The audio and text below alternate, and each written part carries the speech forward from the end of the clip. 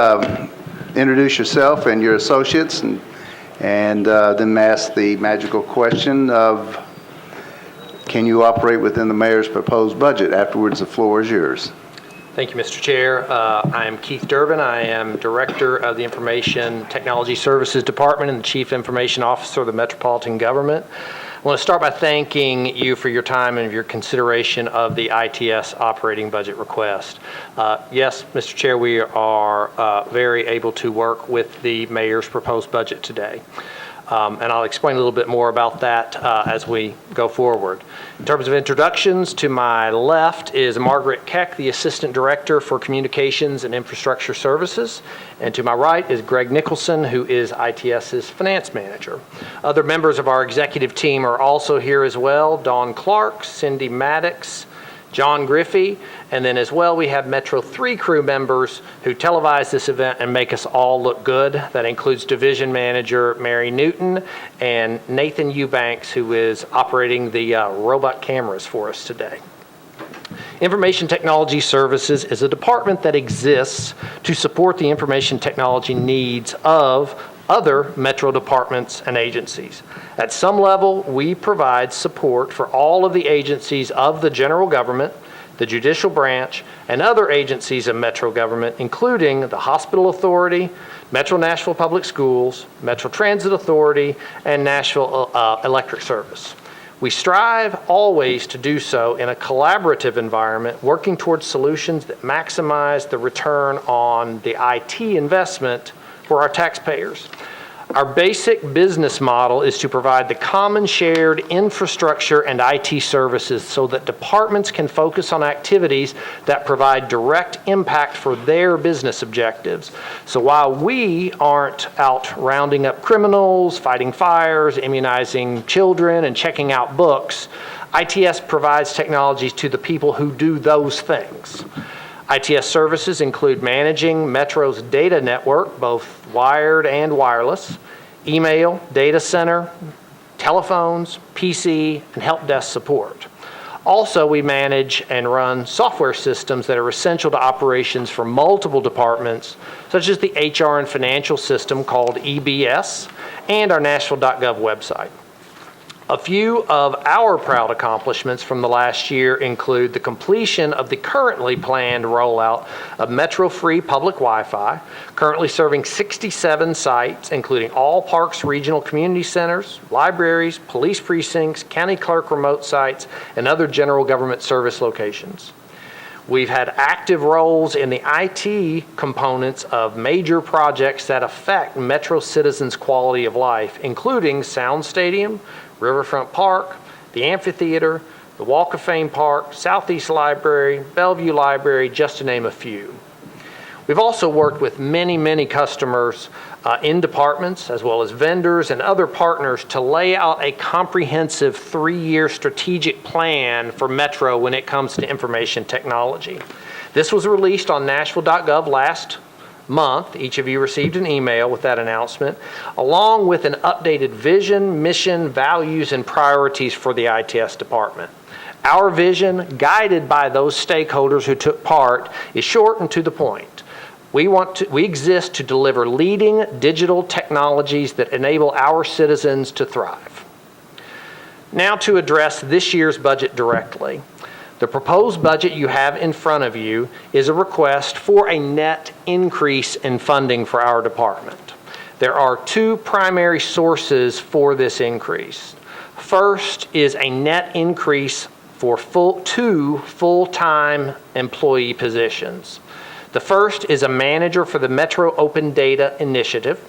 The second is a full-time project manager for complex technology projects. The other source of this increase is almost $2 million in non-discretionary IT contract costs. These cover, first, vendor support and maintenance for servers, lease fiber optic cable, and hardware for related infrastructures, each of these which cover our enterprise, or all departments and agencies. The second is contractual increases for critical infrastructure software, such as the trustees tax system, the EBS accounting and HR system, the document management system called Imaging, the iProcurement purchasing system, and the Kronos time and attendance system, among others. These increases are very much like increases you get at home to your phone bill or cable bill. And in very much the same way you might call the cable company to complain, we actively worked with each of these vendors, our contracted vendors, to address these increases. We were successful in negotiating some cases, but in others we weren't. Due to the critical nature of the systems and the fact that we are contractually obligated to pay them, however, we are here to ask you to fund them. While ITS pays these bills for these services, we allocate funds to departments using our services through a standard accounting process known as internal service fees, whereby ITS recovers these costs by billing departments based on their usage level for these services. For example, everyone in Metro uses the network. Thus, all general government departments will get a network charge, with the police department getting a much larger bill than the Arts Commission, because the police have many times more devices, like 400 or 500 times the number of devices connected to the network than the Arts Commission does. This internal service fee model we use for this was created by Metro Finance's consultant, Maximus, several years ago, and there were no structural changes to the model, have been no structural changes to this model in several years, other than we putting data in to create our rates. I understand from watching other hearings that there are questions, as there have been in years past, so I'm happy to address those at the end of this conversation, and then invite any of you who are interested in taking a deep dive into these numbers to join my staff in finance in doing so. I'd like to turn briefly away from the ITS budget, though, to a new item that has been proposed by Mayor Dean. Last year, I spoke to you about the Anytime Access for All project, a cooperative public-private effort by Metro government, Metro Nashville Public Schools, and community partners to provide a computer, internet connectivity, training, and support for each MNPS family that does not have these critical tools. At Let's Check, this was over 40% of Metro schools in a school system that is moving to blended learning, where the use of computers for instruction happens at all levels. In the IT city, this is unacceptable. A group led by Laura Hanson, who is here today, thank you, Laura, who is Metro Nashville Public Schools Director of Information Management and Decision Support, myself, and others, have worked for 4 years to make this a reality. And thanks to our partners at Vanderbilt University and Dell Computers, this fall we will deliver the first 2,000 computers to deserving MNPS students.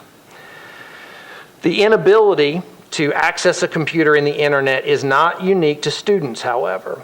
Statistics point to there being 54,000 households in Davidson County which lack access, and we know that the people living in those households are at an extreme disadvantage, be they medically fragile, new Americans, the unemployed or underemployed, seniors, and other groups.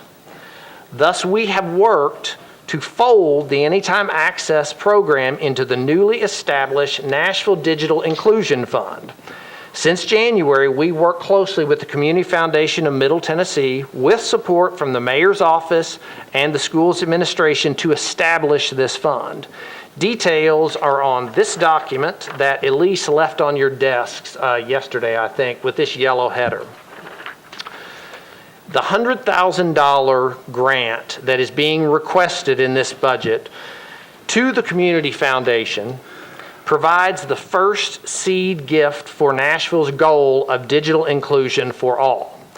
This $100,000 budget proposal has already generated verbal commitments of hundreds of thousands of dollars from major organizations in Nashville, not to mention the hundreds of thousands of dollars in value of the Vanderbilt and Dell gift of 2,000 computers that I mentioned a second ago.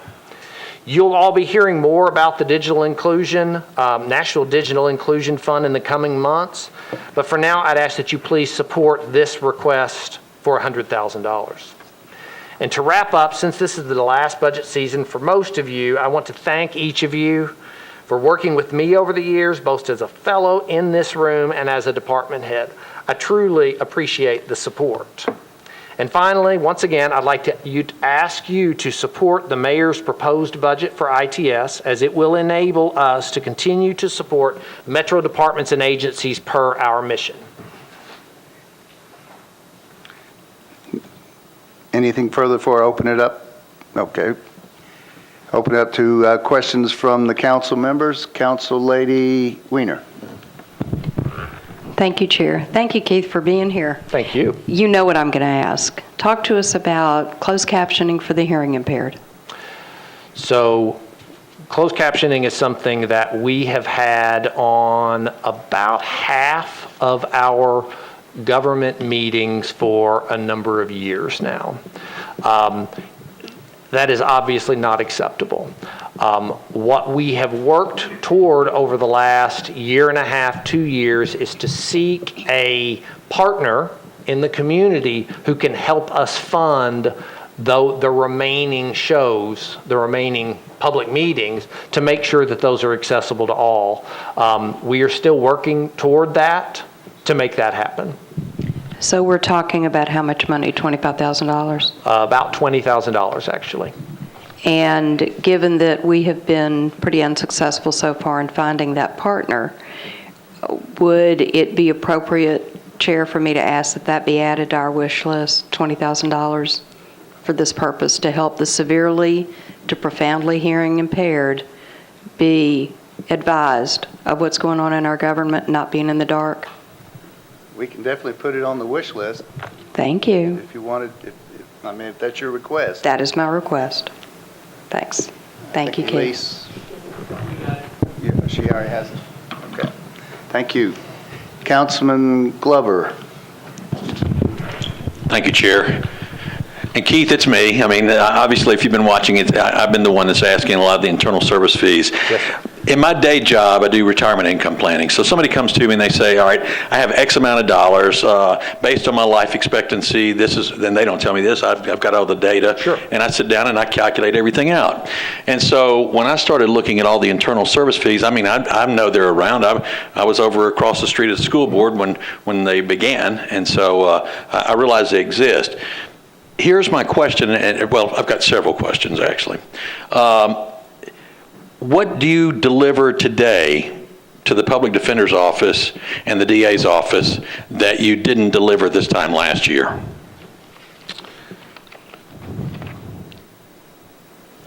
Let me start by saying that this process around internal service fees, while it is at root level not necessarily complicated, it is involved. And there is a great deal of data that goes into putting together these rates. I do not have the detail at that level to tell you off the top of my head what those things are. Okay, well, let me give you a couple of percentages here. The DA's office has a 1.94% increase in their internal service fees this year. The public defender's office has a 39.01% increase in their internal service fees. Now, I would think both serve, a very similar, although they're serving two different groups, they still have very similar jobs that they do. But there's a huge discrepancy as far as the internal service fees. Now, where I have the challenge, because I work with numbers all day long, where I have the challenge is seeing that overall in the $2 million, and help me understand this, the $2 million non-discretionary IT cost, that's non-negotiable. That's just built in the contracts. We have to pay it. Non-discretionary. Right. And I get that piece. And if I look at your numbers, that $2 million is about what the increase is for the internal service fees for your collections, which represents 13%. So just logically, and I'm not trying to be a smart aleck, but just logically what I would say is unless there's a different service being performed, if you're still performing the same services for these departments across the board that you were offering last year, then it seems to me everybody should bear the same increase, not one department of 1.94 and another department a 39% increase. So there are three issues at play in the variability in internal service fees. First off, there's the general increase in the budget, that $2 million cost. So as well, within that $2 million, not all of those services, and we have 9 different buckets of internal service fees, not all of those services went up the same level, same amount. Some of them went down.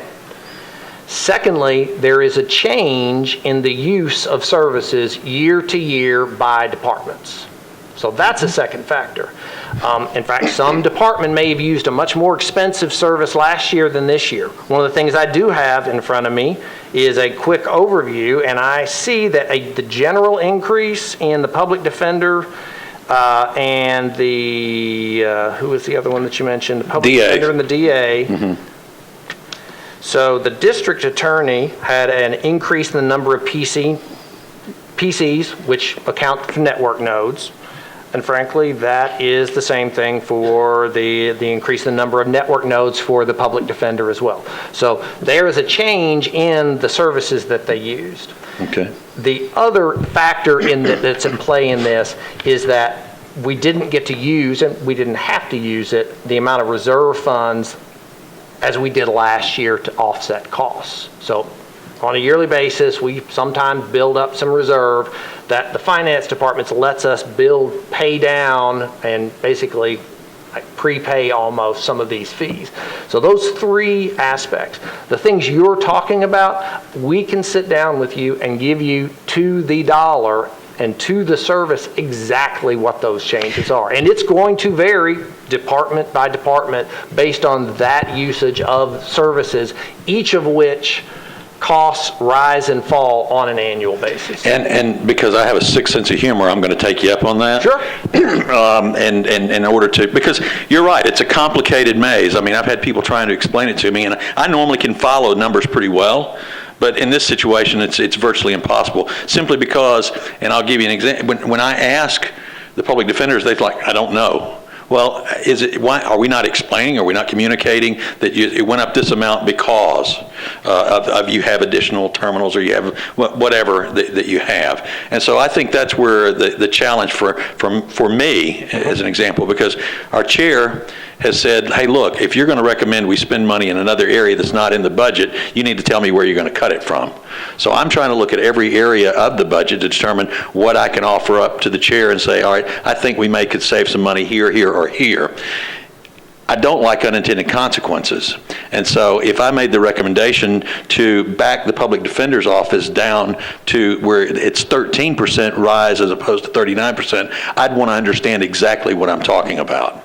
And so, I mean, but when you come across at Register of Deeds, I'm going to assume then, if you look at D095, they had a 16.45% decrease in their internal service fees. So logically, now I would say that they probably don't have as many terminals as they did a year ago, or that something's different there.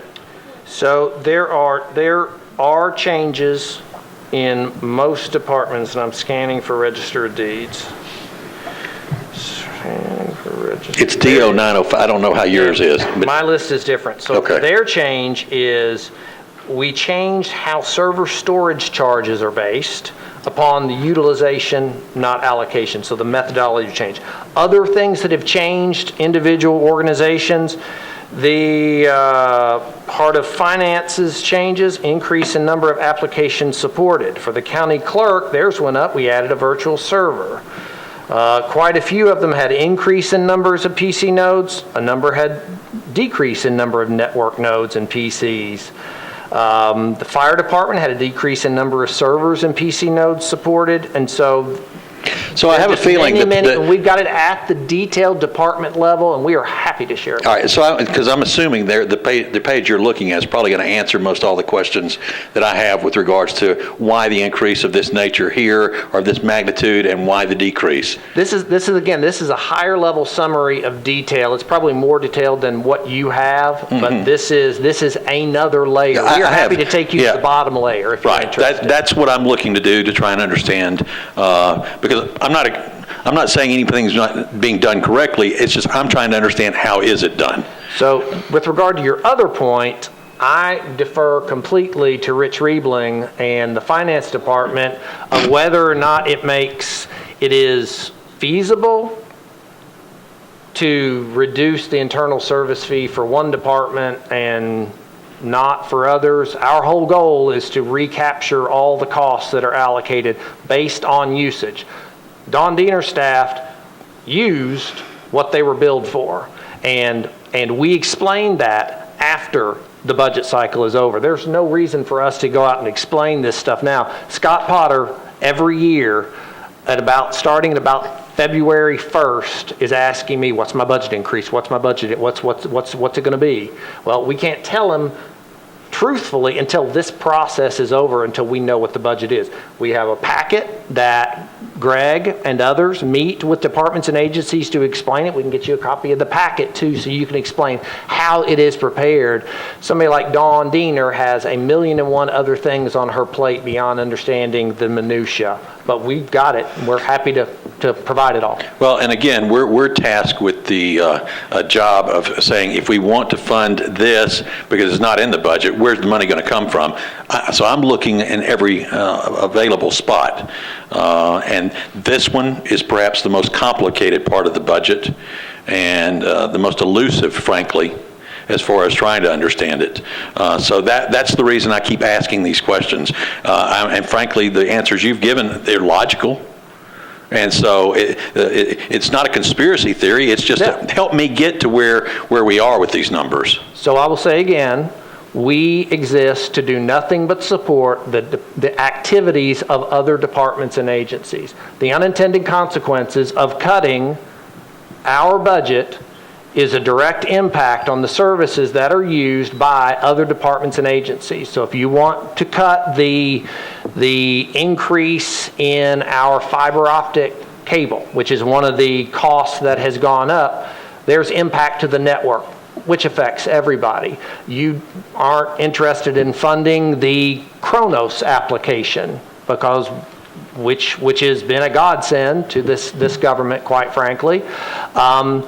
That will affect the 10 or 12 departments and agencies that are currently using it and impact the others, including MNPS, that is getting ready to come on to it. Right. So there are certainly unintended consequences. We can help you see that. Okay. And again, we don't ask casually, and I think Rich and Greg, who I've worked with on this for 6 years now, we do zero-based budgeting every year, come back, look at every service, every line item that we deal with. If it is not providing direct impact, we aren't asking for it. We're not going to come to them with frivolous increases. That's all I'm going to say. Okay. All right, and again, the words non-discretionary are on there for a reason, and I explained to these gentlemen first, and the mayor, before I bring it to you. Well, and I think Rich and I, we've done a number of budgets together. I mean, I think they know I'm the same way. I want to understand it. Absolutely. And when I understand it, then I move on to the next topic. So thank you, Mr. Chair. Councilman Glover, just let us know when you would like to come, and we're happy to host you. Okay, thank you. Councilman Taggart. Thank you. And Keith, it was a pleasure to work with you sitting out here. It's an even greater pleasure to work with you sitting there because you can explain things that are complicated technology-wise that I don't want to understand in layman terms. To me, the bigger question on internal service fees, and Steve, remember, ITS is just one of those pots. And this government functioned for 50 or 60 years without internal service fees.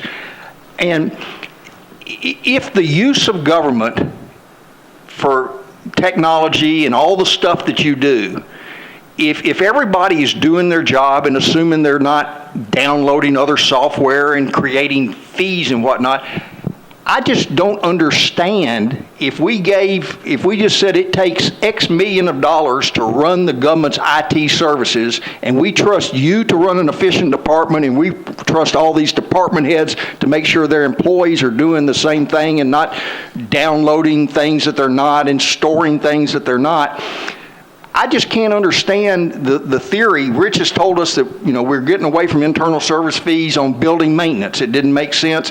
How much time and effort do you all spend in recalculating and doing these 9 pots, whereas it just costs X millions of dollars? That's what we're going to pay. Politically, no one in this room is ever going to cut your budget for fear of those unintended consequences occurring. I just don't understand, and maybe that's a question for Rich rather than you, on just why not get rid of internal service fees altogether and fund your department to the level to support the government. And if the police are taking more resources, we need to know why, or the library, or if Miss Waller's playing more games that she shouldn't, that I know she doesn't, but she's just an easy target sitting over there. Then we can handle that at the department level. Rich, am I wrong, or tell me why that's a bad idea? Keith, you want to go first? You have a strong position on this, and I'll follow up. Well, I think we differ in our thoughts. I think the main thing about internal service fees, it absolutely provides a level of accountability in departments and agencies that would be absent if we did not have some way to measure. Even in your statement, but couldn't you do that each year? Your department use this amount more, but we understand you added 3 computers, and that accounts for some of it? So here's part of the problem, and kind of simplify. Okay. I may want another 100,000 square feet from Nancy. Nancy's going to say, "You're crazy." Someone in a non-internal service fee world says, "You know what? I want an unlimited mailbox. Give me an unlimited mailbox. I want 10 new computers. I want unlimited storage for this." I have no way to hold them accountable. Right now, these fees provide that method of slicing and dicing, and even though it's funded centrally, they pay attention to it. Obviously, they pay attention to it. But most of them don't understand it when we ask them. When we ask them, why'd you go up? Why'd you go down? That's just what they tell us we owe. That's because we explain, and again, maybe we probably should do a better job of explaining that earlier in the budget cycle rather than later in the budget cycle. Maybe me coming in earlier in the budget cycle rather than at the end of the budget cycle would be another alternative. But I do feel strongly that it provides a level of accountability that helps control those costs. Otherwise, I come in here every year. But couldn't you come in here and say, my budget is increased by X% because this department has added these features and these services? You all have to decide whether this department needs or deserves those services. It's feasible, and one of the issues that we have, and you touched on it there, is the governance aspect of IT spend. We don't have a formal governance process today that brings in comprehensively across Metro and says, all right, let's look at these from an expert perspective before we come to this body. Not that you're not experts in what you need to be experts in, but does the government, if I'm going to pick on fire, if fire department says, I want my own time and attendance system. Today, if they can make the right case and get the right politics behind them, they can get that. Because we don't have that central body that said, and that didn't happen, by the way, we don't have a central body other than me in an unofficial capacity and using these tools to try to manage that. So governance is one of the issues that this actually helps manage that cost. Yes, theoretically you could, and when we've done analyses of this in the past, because this has been, we've had this question at one level or another for 10 years. The last time we looked, I think we analyzed 10 government kind of sister type governance. 6 of them were internal service fee, 4 weren't. And so from my perspective, and again, and this is the conversation I've had with Rich and Greg for every year, I just feel differently than Nancy does that this is a good way for us to help manage these, because the department heads do pay attention to this. Their staffs do pay attention to this. Rich, you had a, Yeah, no, I mean, I think Keith is very eloquent and very, very firm in his position on this, and I haven't, I think he runs a good department, and I don't see any need to alter this, because I think it's run well. You also have the ability to better charge things like water and sewer, which is an enterprise fund, which gets its funding from a different source, so you can better allocate what their costs are. You have the system in place to make sure that's fair across the government. You can do that other ways, but this is a good way to do that. I think IT is clearly one of the most complicated things we do in the government, and it's growing every year in importance and cost. maybe if ITS was ITS internal service fees, where you don't throw in E-bid and buildings and radios and fleet and over the years, all these postage and all these other accounts, then you got to look at it from our perspective when you're trying to compare apples and apples every year, and the baseline changes. It's impossible for us to tell, realistically, if fire is using more resources. Why? Because maybe they've got more E-bid charges in there instead. That's the difficulty, I think, that if you were just a standalone internal service fee, it would make a lot more sense to us. Well, Their fees are separate from everything else. Yeah, but when we see it here on a line item, Well, it's broken out in the book. I mean, you can see the numbers in there, but you see the complexity of trying to break out the IT versus just the internal service fees. It's a lot more difficult. well, if there's something else we can do, again, we're happy to provide a level of detail that's greater at any point. I mean, we're an open book, and so. Okay, before the budget chair cuts me off here, let me just say, we've had different departments up here, and I'm looking at from a government-wide database where you have property records and you have the assessor doing one thing and the trustee doing something else, and the efficiencies of having some type of do other governments, or has anyone ever developed that type of model, or is it just impossible based on the difference of their departments? But, property changes hands. Well, it's got to be changed in this database, it's got to be changed in this one, it's got to be changed in this one. Well, I think we are a whole lot farther along the path with the systems that we have in integrating those things than you've been led to believe. We do have a central owning system in Kiva that an image of its relationship to these other systems. I think there are 30 or more other systems that feed from that one database. So that's not necessarily bad. I mean, we do have that one central record.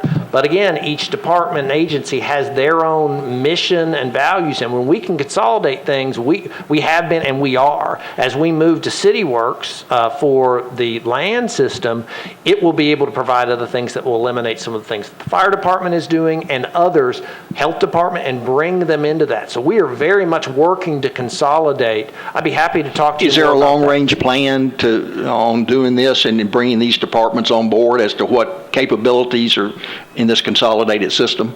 And when you say consolidated system, there are different vertical kind of orientations. I'm talking about the big daddy up here that everybody feeds off of. We have 37 individual service line roadmaps, and land is one of those. So absolutely, and it is on Nashville.gov. I'm happy to email you the link to it. Thank you. Councilman Glover. This is not a question. I think this would be a suggestion, and I think it makes it easier as we go through the process, because as you know from sitting on this side and sitting where you are now, things move rapidly. Yes. And so what might be kind of nice, because it almost sounds like you have somewhat of a catalog of it costs this to do this. And while the budget is not through until this council votes on it and says, okay, here's what we've approved, it might not be, or it may be beneficial to be able to tell the department heads, because you added the public defenders, because you're adding 3 additional people in there. For the IT portion, it's going to cost you this for each one of those, or however you break it out. But I think that's a conversation that we have going down the road, because I think it's one that can be beneficial to not only department heads, but also for this body as a whole. Absolutely. Thank you, Mr. Chair. Council Lady Johnson. Thank you, Chair Pryor Moore. Thank you all for being here today. My question is brief.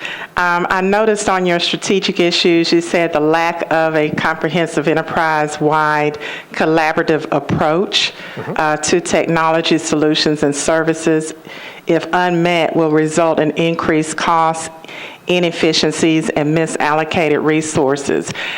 What we are providing in your budget at this time, is that going to be able to help you to move beyond that issue? Well, I don't know how to answer that question, because the answer to that question is a formal governance process, as we've kind of intimated and talked around, whereby the political will has to exist for there to be an advisory body to you all and to me, that when, and again, I'll use the same example as before, the fire department says they absolutely, because they're special needs, they absolutely have to have a new time and attendance system and not use our enterprise standard, that they can't just go off and do that, but rather it has to come in front of a body other than me, or me going and talking to the mayor and saying, hey, this doesn't make any sense, or Greg, and this doesn't make any sense. Until there's that consolidated government, that is something we'll continue to work toward. And our big strategic plan, that is also one of the major, takeaways from the strategic planning process, is that governance process. And again, it's about fairness, and it's about making sure that the priorities are met, not at a department by department level, because every department is special. And every department has special needs, but rather, what are the, what's going to benefit the most people in Metro? Well, you and your leadership is incredible. I've come over there many times, and you're always accessible, always provide information in a timely manner, and it's useful information. I know that we had talked about a couple of years ago about maximizing resources with the school system, because we all want to see our school system operate more efficiently. And combining Metro IT with MNPS IT is definitely something I think is worthy to be explored, so that we can reduce costs and be more efficient all at the same time. But the question I have for you is, since we are in a new director search, and once those candidates are narrowed down, are you going to then at that point look at who their IT people have been that they work with? Are you going to be in the conversation with those director candidates on the front end, so that they can understand coming in that this is something that could help and be a win-win for all of Metro government? What I'm saying is, instead of waiting for somebody to be in place, are there efforts for you to try to interject in the process of selecting a director so that they can understand where you're coming from? Well, I have not been asked to do that, and since I work for the mayor, I don't know if that's necessarily going to happen, since the mayor has another couple of months left as well. I will say that the relationship, and we are doing a lot of good projects with MNPS. I don't know whether you are here for our conversation about the Anytime Access for All, the Digital Inclusion Fund, the Kronos project, which the schools are to go to the Kronos Time and Attendance System here within the next couple of months.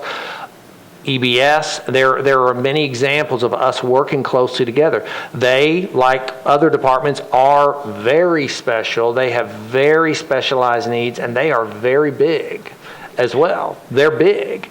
And so, I do have the conversations on a regular basis with Fred Carr and with John Williams, their current director, and I will continue to have of those discussions on how we can work together better, and whether one is subsumed into the other or not makes sense. I think that's one of those things, as long as we're sharing an infrastructure and working together, that absolutely makes sense. And so that's the direction we've moved to now, until, 6 months, a year from now, what a new administration here and a new administration at Bransford, what their goals are. And I'm willing to help in whatever ways that they may want me to help. assuming they keep me around. Well, I think your vision is a good one, and I look forward to seeing how we evolve as someone is selected, and if they keep the same team in place or change that team, how we can make sure we're on the front end of maybe executing on some of that vision that you have outlined to me. Also, lastly, I asked Coles this yesterday.